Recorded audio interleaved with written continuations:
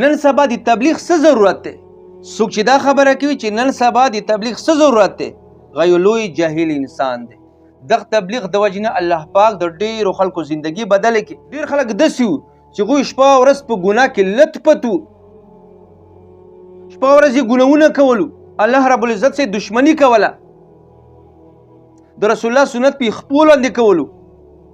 او الله پاک د دغه خلکو زندگی دغه تبلیغ د وجې نه بدله کړي. نن هغوی 5 وخته منځونه کوي، د قرآن مجید تلاوت کوي، ذکر اذکار کوي، په مخ باندې سنتو مطابق ګیرې پرېږدولې دي. د دغه تبلیغ برکت دی. نن چې تاسو د کرکټ په میدان کې کلاړیان ګورئ چې په جمع سره منځونه کوي، د بعضو کلاړیانو په مخ باندې ښایسته سنتو مطابق ګیرې دي، د دغه تبلیغ برکت دی.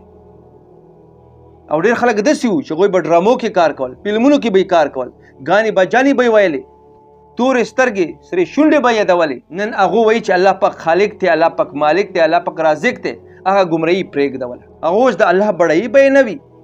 دا څومره غټه خبره ده. نو تبلیغ هم د دین یوه شوبه ده، دا حق ده.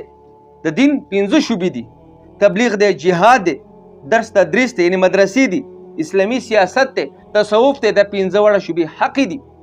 یوې نه به مې انکار نه کوي.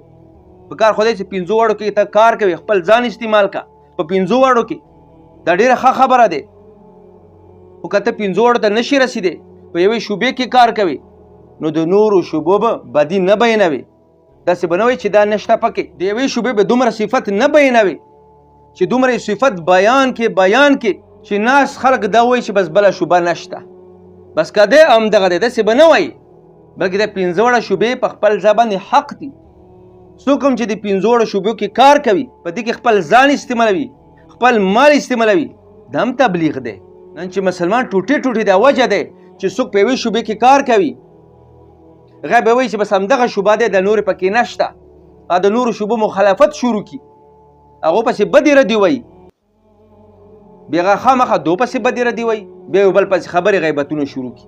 نه بلکې ته یوې شوبې کې تا ته همدغه مبارک شه، ته په دې کې کار کوه، په اخلاص سره د نورو شوبو مخالفت مه کوه، د هغې ملګرتیا وکړه، د هغې دفاع وکړه. څوک چې هغې پسې خبره کوي، تور ته جواب یې ورکړه.